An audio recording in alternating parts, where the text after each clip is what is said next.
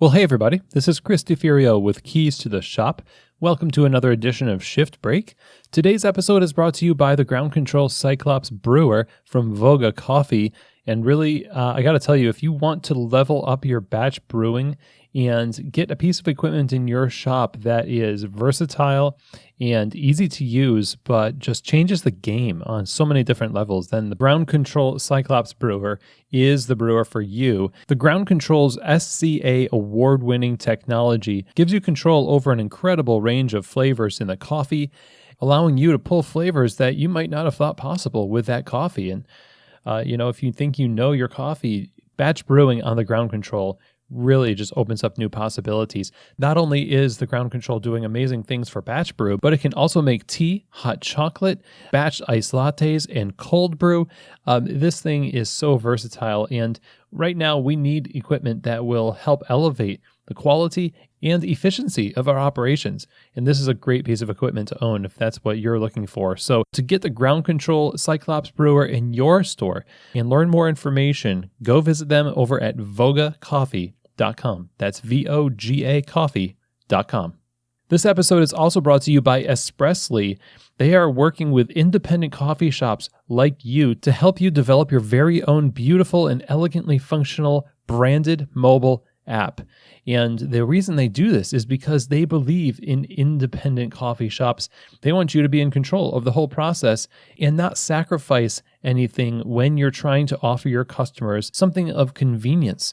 You don't want to compromise that experience. It's a no-risk model. There's no development fees or setup fees. It integrates with Square, has a payment scanner for drive-thrus, receipt and label printing capabilities, stores the value in the app, and you get to keep all the data. So this just sounds like a win-win. If this sounds interesting to you and you want to learn more, go visit them over at espressly.co. That's espressly.co. Okay, everybody. So today I wanted to talk to you about promotion commotion. I'm starting to feel like I'm writing headlines for news articles sometimes when I'm writing these titles, but this is not about promotion of your baristas to managers, etc.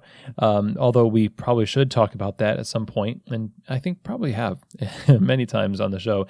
But this is about promotions. It's about specials that you offer. Buy one, get one, discounts, buy one, get one of equal or lesser value free or at a discounted rate. There's all sorts of things that we do. We sign up for buy local coupon books and do online specials, and we can go on and on. There's lots of different ways that we can promote what our coffee shops offer. So let's discuss promotions a little bit. We have a tendency in specialty coffee to offer all sorts of discounts in a bid to get people into our shops. Especially when the numbers are lower than we'd like. We say, well, we'll put something out on Instagram and see if we can get people to come into the store. And sometimes it works. Sometimes it doesn't. And a lot of times what I've seen in my career is it doesn't produce a whole lot of lasting change. It might peak the numbers a little bit by doing that, but oftentimes you've discounted things so much that you're not actually making that much money on the product, and you actually end up paying more money, sometimes losing money, in the hopes that somebody will come into the store and buy that thing at a discounted rate. And the catch-22 here is that, yes, you'll get people to come in. This is like my major gripe with Groupon when it first came out, and I despise. Sorry, those of you who use Groupon, I just have never seen it work very well. The people that tend to clip the coupons and they use the Groupons, I always saw them just try to get away with as much as possible. And this is the mentality that people who hunt for deals tend to have. They're not really the type of customers you want to attract. And for that reason, my philosophy on discounts is that I feel discounts and specials, buy one, get ones, are more of a reward for your existing customers than a way to draw new customers. Because when you draw new customers based on discounts and based on basically devaluing what you should already be probably charging more money for, that is their first impression of your business. And I know things can become desperate and we turn to discounts as the first means of trying to get people in. But what we're doing is we're actually ushering in some kind of entitlement that we're going to have to deal with in the future, especially if you raise your price after a year and so many of your customers you attracted because your coffee was the cheapest in town, or they had coupons and they always used coupons.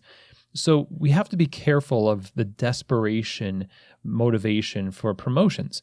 And so I like the idea that promotions are rare and they're for the benefit of existing customers that have already literally bought into what you do at full price and on a regular basis. And so all the things I mentioned at the top of the episode, just talking about buy one, get one, etc., those are things you can utilize in your promotions with that motivation behind it. So if you have old inventory, so you got a new design t-shirt, but you don't want to donate a bunch of old logo t-shirts, you can do a buy one, get one to liquidate inventory. You can do limited promotions in celebration of a new origin of coffee that comes out of your roastery.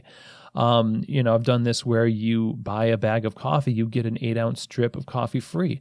The thing is that we're not really giving away something that we're paying a lot of money for. You see, we're not discounting the bag itself.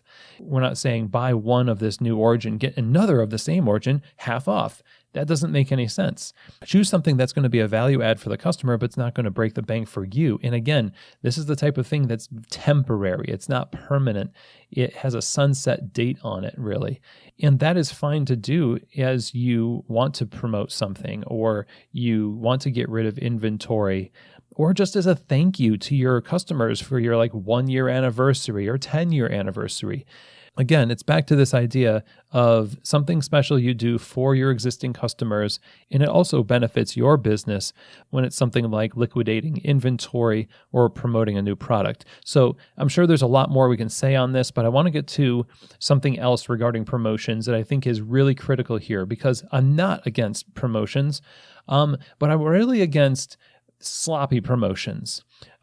We hinted at this when we're talking about people that just discount things so heavily that they actually lose money. That's the first thing. The main issue, though, is in the execution of promotions. Every barista has experienced this when a customer walks in producing a coupon or a special on their phone that the barista has never seen in their life. In fact, the manager sometimes hasn't seen it in their life. And what's happened usually is that one hand is not talking to the other. We do these promotions in coffee shops almost accidentally. And they are put out there by a whim of the owner. Usually a manager won't have that kind of authority to, create a sale like that.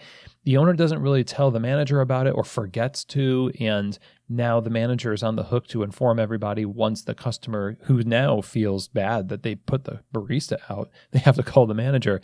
It just is a big confusing mess, and it didn't have to be that way if we were creating a bit more clarity and structure around the way that we execute our promotions, and made sure that these types of things did not get signed up for or signed onto without a domino effect of systems being triggered. So you say, we're going to do a promotion. Okay, well, how much lead time until that promotion is live? How are we going to tell the baristas? How are we telling the managers?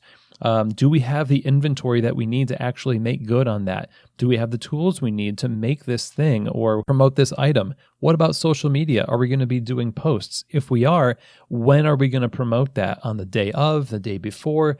You see, these are just off the top of my head a few things that need to be thought about ahead of time before saying yes to somebody in your community who wants to join up with you and partner with some special. How, again, are your baristas going to know about this? How are your managers going to know about it and prepare everybody to execute it well?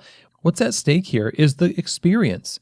Nobody likes to go into a place and be the one who causes trouble and confusion. It makes what should be an exciting thing really a downer. When nobody knows what you're talking about, you feel silly. You feel like you've put people out. And then the baristas feel silly and they feel, put out, and they feel, here's another thing to put on the list, a long list of ways that management or ownership has not supported us, informed us, equipped us. Your generosity in your promotions has to be matched, maybe even more so, by the structure that supports it. and that includes the communication, the resourcing, all of that stuff.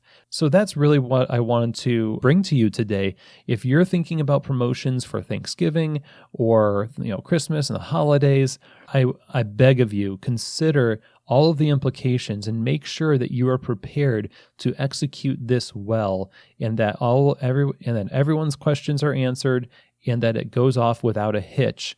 Otherwise, we're just going to be contributing to what is a long history in the coffee shop of good intentions that are turned into commotion, if you will.